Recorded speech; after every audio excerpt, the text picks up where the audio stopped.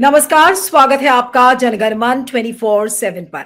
कभी कभी कुछ चीजें या कुछ खबर देख के लगता है कि आखिर देश जा किधर रहा है, हम अपने बच्चों को क्या बताएंगे, इसकी बहुत चिंता होती है। और ये बात मैं इसलिए कह रही हूँ क्योंकि अगर यूनिवर्सिटीज के प्रोफेसर्स हैं, बड़े बड़े रिप्यूटेड टेक्निकल इंस्टीट्यूट्स के अगर कोई प्रोफेसर हो और वो ये कहे कि नाथूराम गोडसे ने भारत को बचाया था, तो ये बात किसी के गले नहीं उतर पाएगी और लोग सोचेंगे कि वो व्यक्ति क्या है, उसका जो उसकी पढ़ाई है, उसकी जो लिखाई है, वो कितनी कारगर रही है और आखिर वो इंसान इस तरीके की बात क्यों कर रहा है। मैं एनआईटी कैलिकट की जो एक प्रोफेसर है डॉक्टर शाइजा ए, मैं उनके बारे में बात करूंगी। और उन्हीं का मामला है। National institute of technology Calicut में उनके खिलाफ एक पुलिस केस हुआ था पिछले साल। और मार्टर्स डे पर जिस दिन महात्मा गांधी की हत्या हुई थी 30 जनवरी के किसी एक प्रोग्राम के बाद, उन्होंने सोशल मीडिया पोस्ट पर लिखा था, ये पिछले साल की बात है, उन्होंने ये लिखा था कि Nathuram Godse had saved India. उसके बाद काफी शोर मचा, बहुत उसका विरोध हुआ। उसके बाद उन्होंने अपने उस सोशल मीडिया जो पोस्ट थी उसको उन्होंने डिलीट किया। और इतना ही नहीं, उनके खिलाफ केस भी हुआ था। अब आपको अगर उनका मैं पूरा जो हिस्ट्री है डॉक्टर शाइजा की अगर वो मैं बताऊं, तो doctor Shaija was arrested and later released on bail in February last year, क्योंकि बहुत सारी कंप्लेंट्स की गई थी अलग अलग ऑर्गेनाइजेशन से, जैसे democratic youth federation of India, students federation of India, youth Congress, सब ने कंप्लेन किया था। और वो कंप्लेंट्स केवल और केवल सोशल मीडिया के पोस्ट के आधार पर थी, जहां पर वो गौरवान्वित महसूस कर रही थी और बहुत गौरव के साथ उन्होंने लिखा था कि गोडसे ने भारत को बचाया था। और अब उनका पता चल रहा है कि अब उनका अपॉइंटमेंट कहां हो रहा है। उनका अपॉइंटमेंट हुआ है as dean of the planning and development department, यानी कि जो काम उन्होंने किया था उसके बदले में या उसके एवज में वो जेल भी गई, उनके खिलाफ पुलिस केस हुआ और अब देखिए उनको लाकर यहां पर डीन बनाया गया है। अब ये पता चल रहा है खबरों के मुताबिक कि 7 मार्च को वो ज्वाइन करेंगी।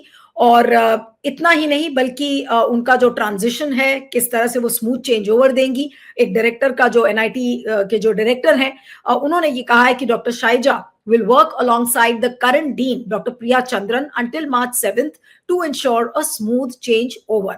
और 2 साल के लिए अपॉइंटमेंट है, उसके बाद जो भी फर्दर ऑर्डर्स आते हैं। लेकिन अब जो पॉलिटिकल पार्टीज हैं उन्होंने कहा है कि उनका अपॉइंटमेंट निरस्त किया जाए। लेकिन आप सोच सकते हैं कि देश जा किधर रहा है। अगर आप यूनिवर्सिटी के बड़े बड़े प्रोफेशनल इंस्टीट्यूट्स के अगर प्रोफेसर अगर इस तरीके से बातें करेंगे तो आप समझ सकते हैं कि ये जो पूरा माहौल है ये किधर जा रहा है। इसलिए मैंने सोचा कि आज प्रोफेसर अपूर्वानंद, जो कि लेखक है, कॉलमनिस्ट है दिल्ली यूनिवर्सिटी के, उनसे इस पर बात की जाए। और इस समय हमारे साथ प्रोफेसर अपूर्वानंद खुद हाजिर हैं। Thank you so much professor Apoorvanand for joining. और सर, ये डॉक्टर शाइजा के बारे में क्या कहा जाए, और जिस तरीके की उन्होंने पोस्ट लिखी, पोस्ट को डिलीट किया, लेकिन सिर्फ ये कहना कि गोडसे ने भारत को बचाया था, और जिस तरीके की इस पर राजनीति भी हुई, राजनीति क्या, वो तो विरोध बहुत नेचुरल था जिस तरीके का विरोध हुआ। लेकिन ऐसे टीचर्स की या ऐसे प्रोफेसर्स की मानसिकता के बारे में आप क्या कहेंगे? केवल और केवल क्या प्रमोशन के लिए उन्होंने किया और शायद उसी का आज उनको ये गिफ्ट मिला है कि उनको डीन बना दिया गया? सबसे पहले तो हमें यह समझना चाहिए कि यह जो उन्होंने टिप्पणी की नाथूराम गोडसे पर, यह पहली बार उन्होंने नहीं की है। इस देश में लाखों लोग हैं, बल्कि करोड़ों लोग हैं जो ऐसा मानते हैं। लेकिन इस पर हमें सवाल उठाना चाहिए। आखिर जिनकी आप बात कर रही हैं वे एक अध्यापक हैं, एक वरिष्ठ अध्यापक हैं, और अब अपनी संस्थान में वे एक बड़े पद पर काम करने वाली हैं। लेकिन उसके पहले वे अध्यापक हैं, भले ही वो इंजीनियरिंग या टेक्नोलॉजी पढ़ाती हूँ, लेकिन अध्यापक तो वो हैं ही। तो जब आप ये कहते हैं कि गोडसे ने भारत को बचाया, तो उसका तात्पर्य क्या है? आप दरअसल क्या कहना चाह रहे हैं? और क्या आप इस बात का समर्थन कर रहे हैं कि एक बहुत सीधा सवाल किया जा सकता है, क्या आप हत्या का समर्थन कर रहे हैं? क्या आप एक निहत्थे वृद्ध व्यक्ति की हत्या का समर्थन कर रहे हैं? एक निहत्थे वृद्ध गांधी की हत्या से भारत कैसे बच गया? यह प्रश्न उनसे किया जाना चाहिए। लेकिन क्या ये वैचारिक मतभेद है या ये कहा जा सकता है कि ये उनका अपना विचार है, जो विचार रखने का अधिकार उनको है? और क्या ये विचार ऐसे हैं या ये ख्याल ऐसे हैं जिनको विचारणीय भी कहा जा सकता है? यह एक सवाल है जिस पर हम सारे लोगों को सोचना चाहिए, क्योंकि हमारे भारतवर्ष में बहुत सारे समझदार लोग हैं जिनका कहना है कि ये तो उनका एक ओपिनियन है। लेकिन क्या आप एक हत्यारे के पक्ष में बोल सकते हैं? क्या ये आपका ओपिनियन है और क्या ये किसी भी तरह जायज ठहराया जा सकता है? ये एक सवाल है। अब इस पर मैं ये जरूर मानता हूं कि क्या उनको गिरफ्तार किया जाना चाहिए था? यह एक सवाल है, क्योंकि यह प्रश्न उठता है कि आखिर इस बयान से हुआ क्या?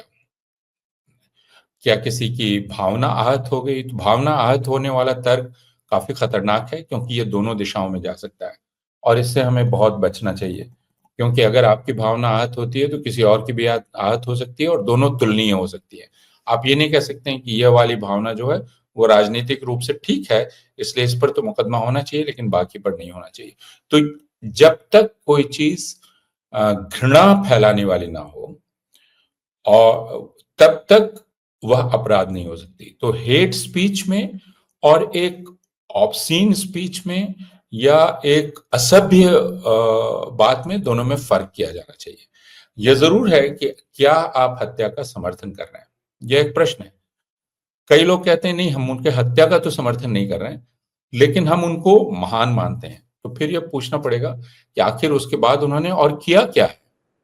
उनकी पूरी जो शोहरत है वो शोहरत तो गांधी की हत्या की ही है ना।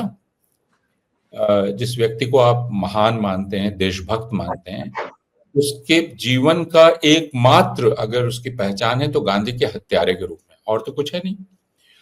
लेकिन फिर मैं कह रहा हूं कि हमें बहुत आश्चर्यचकित नहीं होना चाहिए, क्योंकि आखिर देश की बागडोर एक ऐसे राजनीतिक दल के हाथ में है जो एक ऐसी संस्था की राजनीतिक शाखा है जो गांधी की हत्या, जिस संस्था से निकले हुए प्रत्येक व्यक्ति से आप निजी तौर पे अगर आप पूछेंगे तो वो गांधी की हत्या को जायज ठहराएगा। वो कहेगा कि गांधी गड़बड़ थे और गोडसे सही थे। सार्वजनिक तौर पे वो नहीं कह सकता, लेकिन निजी तौर पर राष्ट्रीय स्वयंसेवक संघ के प्रत्येक व्यक्ति से आप मिलेंगे तो वो कहेगा कि गांधी भारत का बहुत नुकसान कर रहे थे और उनको रोकना बहुत जरूरी था, और हत्या करना उचित था नहीं उचित था यह अलग बात है, लेकिन उनको रोकना बहुत जरूरी था और वह नाथूराम गोडसे ने रोका और वो बहुत बड़ा देशभक्त था। तो देशभक्ति की परिभाषा, देश की परिभाषा, हत्या का समर्थन, ये सारे प्रश्न हैं। लेकिन जैसा मैंने कहा कि अध्यापक की जिम्मेदारी कहीं अधिक बड़ी होती है और उसको बाकी लोगों से तुलनीय नहीं माना जा सकता है। तो इस मामले में यह एक बहुत गंभीर मसला है कि हमारे शिक्षा संस्थानों में ऐसे लोग हैं जो राष्ट्रीय स्वयंसेवक संघ, सावरकर, विनायक दामोदर सावरकर, नाथूराम गोडसे को महान मानते हैं। ये काफी खतरनाक बात है। ये इसलिए नहीं कि वो उनको महान मानते हैं, क्योंकि उनको महान मानने का मतलब है उनके विचार को मानना, और इस पर आगे हम लोग बात कर सकते हैं।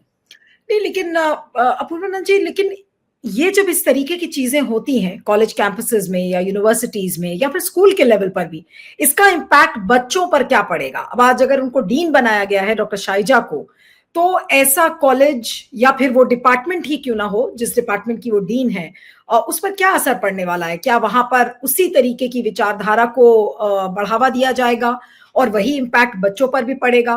मुझे तो ताज्जुब नहीं होगा कि जब बच्चे भी इस तरीके की बात करने लगेंगे कि भाई ठीक है, बहुत अच्छा काम किया कि गोडसे ने महात्मा गांधी की हत्या कर दी। अब हम लोगों ने सबने पढ़ा है कि भाई Mahatma Gandhi was a father of the nation, he was killed by Nathuram Godse, but here you have people जो कि उनको महान बता रहे हैं, उनका महिमा मंडन कर रहे हैं। आखिर जो आजकल के बच्चे हैं, जो नई जनरेशन है, उस पर इस चीज का क्या असर पड़ेगा सर? नहीं, इसमें मैं सिर्फ ये कहना चाहता हूं कि हमें बच्चों को ये नहीं समझना चाहिए कि उनके अपने विचार नहीं होते हैं और किसी अध्यापक या किसी अधिकारी के विचार से वे प्रभावित हो जाएंगे। उनका किसी पद पर रहना क्यों खतरनाक है, या क्योंकि इस बात की पूरी गुंजाइश है, पूरी आशंका है कि वे उसी दृष्टि से ग्रस्त हैं जो दृष्टि नाथूराम गोडसे की थी। और या जो दृष्टि विनायक दामोदर सावरकर की थी या संघ राष्ट्रीय स्वयंसेवक संघ की है, वह दृष्टि क्या है? वह दृष्टि है मुसलमान विरोधी, वह दृष्टि है धर्मनिरपेक्षता विरोधी। तो जो चीज शिक्षा संस्थान में उनसे फिर यह उम्मीद नहीं की जाएगी या उनसे या हम हर अध्यापक से अपेक्षा करते हैं, जैसे हर प्रशासक से, कि वह समान दृष्टि से हर व्यक्ति को देखेगा, हर छात्र को, हर अध्यापक को। लेकिन ऐसा व्यक्ति समान दृष्टि से देखेगा, इसमें बहुत संदेह है। जैसे कोई अगर न्यायाधीश हो जाए, जैसे अभी एक न्यायाधीश इलाहाबाद वाले न्यायाधीश का आया, या तमिलनाडु से या केरल से कोई आई जो सर्वोच्च न्यायालय में आई, तो वे फिर न्याय नहीं कर पाएंगे। उसी प्रकार कोई व्यक्ति अगर प्रशासनिक पद पर हो तो वह भेदभाव वाली दृष्टि रखेगा, और यह खतरनाक है। तो मुझे उतनी चिंता छात्रों के मत को लेकर नहीं है, क्योंकि वे अपना मत बना सकते हैं। उन अध्यापक गण मत को बहुत सीमित तौर पर ही प्रभावित करते हैं। लेकिन मुझे जो हमेशा आशंका रहती है कि क्या ऐसा व्यक्ति कुलपति हो जाए, क्या ऐसा व्यक्ति विश्वविद्यालय का प्रशासनिक पदाधिकारी हो जाए, तो फिर वह भेदभाव करेगा ही, यह निश्चित है। वो ये नहीं कह सकता कि नहीं नहीं, ये तो मेरा मत है और मैं इससे अलग अपने सारे प्रशासनिक निर्णय ले रहा हूं। ऐसा होता नहीं है, और यह हमने देखा है हर जगह। तो यह इसलिए बहुत खतरनाक है। यह बहालियों में, संसाधनों के आवंटन में, अगर छात्रों की कोई शिकायत है तो उसमें सब में पूर्वाग्रह दिखलाई पड़ेगा, और वह बहुत ही खतरनाक है। लेकिन अब ये तो विचारधारा जो जिसको बढ़ाया जा रहा है, और सिर्फ इंस्टीट्यूट्स में ही नहीं, अलग अलग जगह पर इसी तरीके की विचारधारा को अगर विस्तारित किया जा रहा है, तो फिर जो जो ऑपोजिशन पार्टीज या फिर राहुल गांधी जो बार बार ये बात कहते रहते हैं कि भाई इंस्टीट्यूशनल कैप्चर हो गया है, आरएसएस की आइडियोलॉजी के लोग सारे यूनिवर्सिटीज के बड़े बड़े पोजीशंस में लाकर बैठा दिए गए हैं, चाहे वो वाइस चांसलर हो या फिर डॉक्टर शाइजा जैसे लोग हों जिनको डीन बना दिया गया है। तो फिर धीरे धीरे यूनिवर्सिटीज का क्या होगा?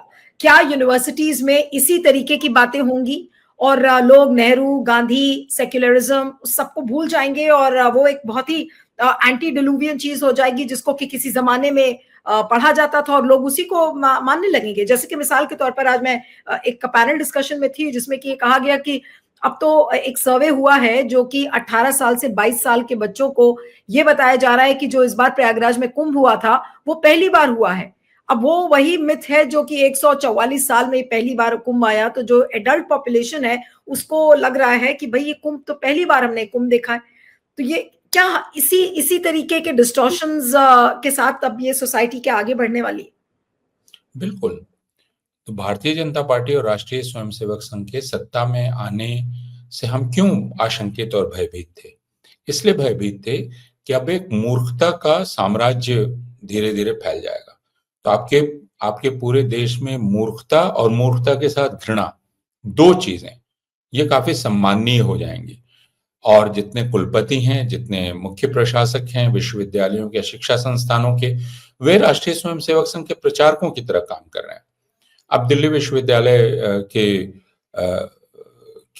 का जो दीक्षांत समारोह था, उस दीक्षांत समारोह एक पार्टी का कार्यक्रम लग रहा था। तो क्या दिल्ली विश्वविद्यालय में दीक्षांत समारोह में फर्ज कीजिए कि कोई आतिशी अगर मुख्यमंत्री बन जाती, तो क्या ये मंच से कहा जाता कि आतिशी दिल्ली विश्वविद्यालय के 2 अध्यापकों की पुत्री हैं, इसलिए हमें गर्व महसूस करना चाहिए? कभी कहा जाता? कभी नहीं कहा जाता।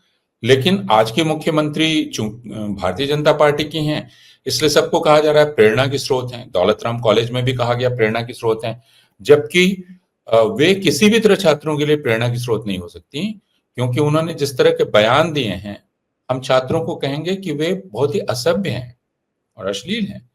यानी जो व्यक्ति जेएनयू को बंद करने की बात कहे, छात्रों को पैरासाइट कहे या कुछ कहे, हम कैसे उसे आदर्श कह सकते हैं? तो अभी जितने भी कुलपति हैं वो दिल्ली विश्वविद्यालय, अब जवाहरलाल नेहरू के कुलपति का बयान मैं पढ़ रहा था, तो वे कह रही हैं कि हमें काउंटर नैरेटिव खड़ा करना पड़ेगा। अभी तक लेफ्ट लोगों ने नैरेटिव खड़ा किया, कुलपतियों का काम यह नहीं है। मैंने आज तक भारत के किसी भी कुलपति का ऐसा बयान नहीं देखा है कि हमें इस विचार को प्रोत्साहित करना है। अगर कुलपति अधिकतम कोई बात कहता है तो वो ये कि हमें संवैधानिक मूल्यों को आगे बढ़ाना है। लेकिन अब अगर जवाहरलाल नेहरू विश्वविद्यालय की कुलपति स्पष्ट रूप से कह रही हैं कि वे एक दक्षिणपंथी और उसमें भी बहुसंख्यकवादी विचार का नैरेटिव खड़ा करना अपना जिम्मा समझती हैं, तो ये बहुत खतरनाक बात है।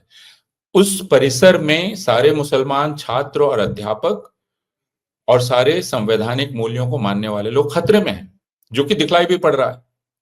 बिल्कुल। उनको प्रमोशन नहीं मिल रहा है, उनको छुट्टी नहीं मिलती है, उनको सुपरसीड किया जाता है, वरिष्ठता में उनको नीचे डाल दिया जाता है। बिना प्रोन्नति के वे सब के सब पदोन्नति के वे सब के सब कई लोग रिटायर कर गए हैं, तो खतरा तो है। अगर ऐसा व्यक्ति कुलपति हो जाए या कुछ हो जाए तो खतरा है, और ये काफी लंबे समय तक के लिए, क्योंकि ऐसे कुलपति या ऐसे प्रशासनिक पदों पर लोग अगर आ गए तो वे बहालियां करेंगे अध्यापकों की, जो बहालियां इस तरह के लोगों की होंगी, और वे बहालियां अगले 30-40 वर्षों के लिए होने वाली है। एक व्यक्ति जो असिस्टेंट प्रोफेसर होगा वो अगले 30 साल तक रहेगा, फिर वो प्रोफेसर होगा और वो अपनी ही तरह के लोगों को या अपने से खराब लोगों को अपॉइंट करेगा, बहाल करेगा। तो इसका मतलब यह है कि विश्वविद्यालय में कम से कम अगले 50 वर्ष तक आप उसको कह सकती हैं कि यह विनाश काल है, कम से कम 50 वर्ष तक, और उसका बचाव नहीं है। इसका अर्थ है कि हमारी सारी पीढ़ियां नष्ट हो जाएंगी। यही लोग पाठ्यक्रम बनाएंगे, पाठ्यचर्या बनाएंगे, यही परीक्षा लेंगे, यही परीक्षाओं के प्रश्न बनाएंगे। तो हम समझ सकते हैं कि भारतवर्ष कहाँ है, किस जगह पहुंच गया। एक समय जो सोवियत संघ में स्टालिन ने किया था, या कल्चरल रिवॉल्यूशन में जो चीज माओ जेडुंग ने की थी, वह चीज अब हम कर रहे हैं यहाँ। आपने सही एग्जाम्पल दिया और उदाहरण भी सही दिया कि 40-50 साल तक जो हमारी पीढ़ियां हैं वो नष्ट हो जाएंगी। क्या इस चीज को लेकर अध्यापकों की जो कॉन्शियंस है वो क्या बिल्कुल मर गई है, जो इस तरीके की विचारधारा में इंडल्ज कर रहे हैं? जैसे आपने कहा कि संवैधानिक मूल्य की बात करें, अगर वाइस चांसलर्स हैं या टीचर्स हैं, वो संवैधानिक मूल की बात ना करके एक अगर नैरेटिव को फैलाने की कोशिश कर रहे हैं, और वो भी डॉक्टर शाइजा जैसे लोग भी एक पर्टिकुलर नैरेटिव को बढ़ावा अगर देते हुए नजर आ रहे हैं, तो क्या आज एक मूवमेंट की जरूरत है? इस चीज को कैसे रेजिस्ट किया जाएगा? क्योंकि रेजिस्ट करने वाले लोगों को तो उनकी आवाज दबा दी जाएगी। अभी डॉक्टर शाइजा के लिए आप देखिए, राइट विंग ट्रोलर्स क्या कहेंगे?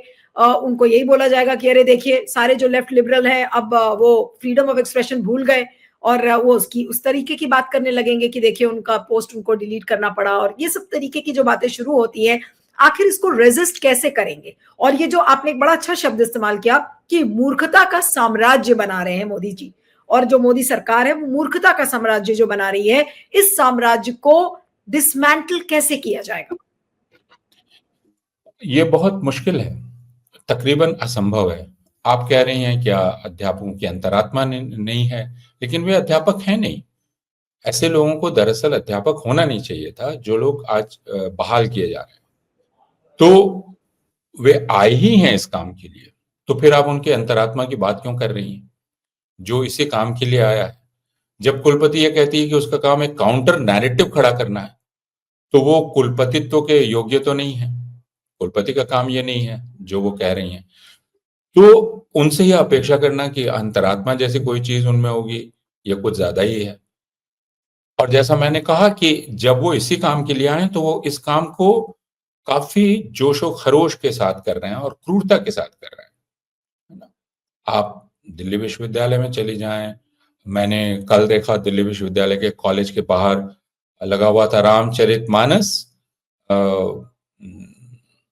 क्या लिखा हुआ था अंग्रेजी में, और लिखा था जैसे हर मर्ज की दवा जो लिखते हैं आप, तो वो हर मर्ज की दवा है। अब इसका क्या जवाब है? दौलत राम कॉलेज ने 24 तारीख को एक पूरा यज्ञ कराया अपने यहाँ, श्री राम, शायद मैंने सुना कि कोई एक छोटा सा मंदिर भी स्थापित किया गया। उसके पहले पिछले वर्ष 24 जनवरी को पूरा दिल्ली विश्वविद्यालय जय श्री राम के झंडों से पटा हुआ था। कॉलेजेस में यज्ञ कराए गए, भंडारा कराया गया। तो इसलिए आप अंतरात्मा गलत जगह खोज रही हैं, वो नहीं है, और उसका किसी को अफसोस नहीं है कि वह नहीं है, क्योंकि वो यही करने आए हैं।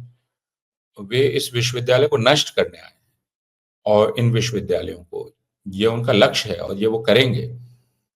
जेएनयू की वीसी ने कहा कि वो पहले पुणे में थी, पुणे के विश्वविद्यालय में, उन्होंने कहा कि वो भी वामपंथियों का गढ़ थी। तो ये एक हीनता बोध है इन सब में कि विश्वविद्यालय जो डोनाल्ड ट्रंप कर रहे हैं, डोनाल्ड ट्रंप ध्वस्त कर देना चाहते हैं वहां के विश्वविद्यालय को।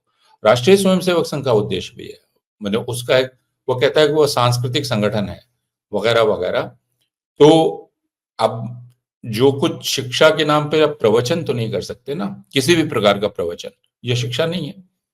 लेकिन अब सारे विश्वविद्यालयों को, मैंने एक केंद्रीय विश्वविद्यालय में देखा जहां नैक की टीम आ रही थी, ये एक्रेडिटेशन करने वाली जो टीम है, तो मैंने देखा कि लाल कालीन बिछा हुआ था और मंत्रोच्चार हो रहा था, है ना, शहनाई बज रही थी। अब अगर विश्वविद्यालय ये हो जाए, उस विश्वविद्यालय में मंदिर स्थापित किया गया, लोगों से कहा जाता है चंदा दीजिए मंदिर के लिए, तो अगर यह सब कुछ हमारे देश में हो रहा है तो हमें मान लेना चाहिए कि विश्वविद्यालयों का इस्तेमाल अब शिक्षा के लिए नहीं हो रहा है, किसी और काम के लिए हो रहा है। जो कुछ बचे कुचे लोग हैं अभी तक जो अध्यापक हैं, वे अपनी कक्षाओं में किसी प्रकार शिक्षा का काम कर रहे हैं। वो बहुत खतरे में काम कर रहे हैं और बहुत लड़ भिड़ कर काम कर रहे हैं। इस बात को हम सब लोगों को समझने की जरूरत है। बिल्कुल। दुर्भाग्य ये है कि इस देश में मीडिया इस बात को समझ नहीं रहा है, या वो जान रहा है तो भी बोल नहीं रहा है कि इस देश के नौजवानों के साथ क्या किया जा रहा है। एक्चुअली इसका मुझे बहुत अफसोस है। नहीं, लेकिन मुझे एक चीज समझ में नहीं आती, और आई थिंक इसके बारे में बात करनी भी बहुत जरूरी है कि ये वही प्रधानमंत्री हैं जब विदेश के दौरे पर जाते हैं, महात्मा गांधी की मूर्तियों पर माल्यार्पण करते हैं और दुनिया को दिखाते हैं कि देखिए मैं महात्मा गांधी का कितना बड़ा कितनी बड़ी मैं उनकी पूजा करता हूँ, पूरा रिस्पेक्ट है। और अपने देश में अगर ऐसे लोगों की बहाली हो रही है, तो जो प्रधानमंत्री थाली बजाने को और ताली बजाने के बाद जब पूरा देश उनकी बात सुन लेता है, आज वही प्रधानमंत्री एक बार इस तरीके का संदेश क्यों नहीं दे पा रहे हैं डॉक्टर शाइजा जैसे लोगों को कि खबरदार ऐसे लोगों की बहाली की गई। आप फिर ऐसा प्रश्न कर रही हैं मानो आप राष्ट्रीय स्वयंसेवक संघ के लोगों को नहीं जानती हूँ। नाथूराम गोडसे ने गांधी की हत्या की, उस हत्या के फौरन बाद, तुरंत बाद, राष्ट्रीय स्वयंसेवक संघ ने कहा कि वो हमारा आदमी नहीं था। राष्ट्रीय स्वयंसेवक संघ ने गांधी की हत्या का शोक मनाने के लिए 13 दिन का शोक घोषित कर दिया, है ना, और यह बहुत आवश्यक था उस वक्त संघ के लिए। क्यों? लेकिन संघ में मिठाइयां भी बटी। संघ के लोगों ने इसको सरदार पटेल ने ही नोट किया है कि आपने मिठाइयां बांटी, इसलिए संघ पर प्रतिबंध लगा। तो राष्ट्रीय स्वयंसेवक संघ ने उसके बाद गांधी को प्रातः स्मरणीय भी घोषित कर दिया शाखाओं में। लेकिन जैसा मैं आपसे शुरू में कह रहा था कि एक एक संघ के व्यक्ति से मिलिए, वह गांधी की हत्या को उचित मानता है, अगर वो आपसे ईमानदारी से बात कर रहा होगा तो। यह पाखंड उसका स्वभाव है। और नरेंद्र मोदी राष्ट्रीय स्वयंसेवक संघ के सदस्य हैं, तो मजबूरी यह है कि ये लोग जब भारत के बाहर जाते हैं तो भारत के बाहर इन सबको यह कहा जाता है, आप ऑस्ट्रेलिया जाएं या आप सिंगापुर जाएं या आप इंग्लैंड जाएं या आप अमेरिका जाएं, उनको यह तो नहीं कहा जाता you have come from the land of Savarkar. हर जगह कहा जाता है you have come from the land of Gandhi. तो दिक्कत यह है कि वहां के लोग मजबूर कर देते हैं इनको गांधी के आगे झुकने के लिए, क्योंकि क्या ये कहेंगे, इनको इतनी हिम्मत है कि no no no, we have not come from the land of Gandhi, we have come from the land of Savarkar. इतनी हिम्मत है? नहीं है। तो इसलिए बाहर की दुनिया, अंतरराष्ट्रीय जगत इन लोगों को मजबूर करता है कि ये सर झुकाएं उनके आगे। लेकिन जैसे ही ये देश में लौटते हैं महान सावरकर हो जाते हैं। ये तो और वे सारे लोग जानते हैं, और ये संघ के लोगों को पता है कि भाई क्या करें, ये दुनिया वाले हमको मजबूर कर देते हैं, दिखाने के लिए हमको करना पड़ता है। लेकिन असली तो महान व्यक्ति विनायक दामोदर सावरकर है और नाथूराम गोडसे है, और हम सब लोग जानते हैं कि गांधी का मारा जाना उचित था वगैरह वगैरह। और अब भारत हमारे हाथ में आ गया है जो उसी समय आना चाहिए था। तो यह इसलिए आप जो अपेक्षा कर रही हैं प्रधानमंत्री से, वह फिर एक भोली अपेक्षा है। और संघ का के हर एक व्यक्ति का चरित्र जो संघ के बारे में कहा जाता है कि उसके 2 ज़ुबानें हैं, 2 ज़ुबानें, और उन 2 ज़ुबानों को समझना बहुत आवश्यक है। एक आखिरी सवाल बस आपसे करूंगी सर कि ये जो सारी चीजें हैं, अब आपके हिसाब से, आप तो खुद प्रोफेसर हैं, और आपको क्या लगता है कि डॉक्टर शाइजा के साथ क्या करना चाहिए? अगर एक लॉजिकल थिंकिंग वाली बात कही जाएगी तो क्या इनका अपॉइंटमेंट निरस्त होना चाहिए? वो तो होगा नहीं किसी भी सूरत में, लेकिन हम डिमांड तो कर सकते हैं, हम बोल तो सकते हैं लोगों को कि क्या होना चाहिए। देखिए, ये इस प्रश्न से काफी दुविधा पैदा होती है, लेकिन उन्हें कोई प्रशासनिक पद नहीं दिया जा सकता। कोई भी ऐसा पद जिसमें वे निर्णय करेंगे लोगों के बारे में, वह उनको नहीं दिया जा सकता। यहां तक कि मेरा मानना है कि जो हत्या में विश्वास करता है और इस प्रकार के बहुसंख्यकवादी राजनीति में विश्वास करता है, इसका मतलब वो संवैधानिक मूल्यों में विश्वास नहीं करता है, और इसका मतलब उसकी उसकी कक्षा बहुत सुरक्षित कक्षा नहीं है अल्पसंख्यकों के लिए या बाकी लोगों के लिए। वो मान लीजिए किसी हॉस्टल का वार्डन हो, उसके हाथ में कुछ करना हो, तो वह क्या बर्ताव करेगा या करेगी किसी भी छात्र के साथ या अपने साथी अध्यापक के साथ, यह कहना बहुत ही मुश्किल है। तो इसलिए उसे किसी भी जिम्मेदारी का पद नहीं दिया जा सकता, ये तो मैं मानता हूं। लेकिन मैं ये मानता हूं कि एफआईआर करना, जेल में डालना, इसकी वो भी कोई ऑप्शन है। ये कोई आवश्यकता नहीं। ये प्रकारांतर से ये घृणा भरा बयान है, लेकिन यह वह वैसे बयान नहीं है जो प्रधानमंत्री और गृह मंत्री और बाकी सारे मंत्री लगातार देते रहते हैं, लेकिन वे प्रधानमंत्री हैं आपके। वे तो लगातार मुसलमानों को असुरक्षित कर रहे हैं, ईसाइयों को असुरक्षित कर रहे हैं, सबको असुरक्षित कर रहे हैं, लेकिन वे प्रधानमंत्री हैं और बाकी लोग। चलिए, आपका बहुत बहुत शुक्रिया professor Purvanand. Thank you so much. Thank you so much.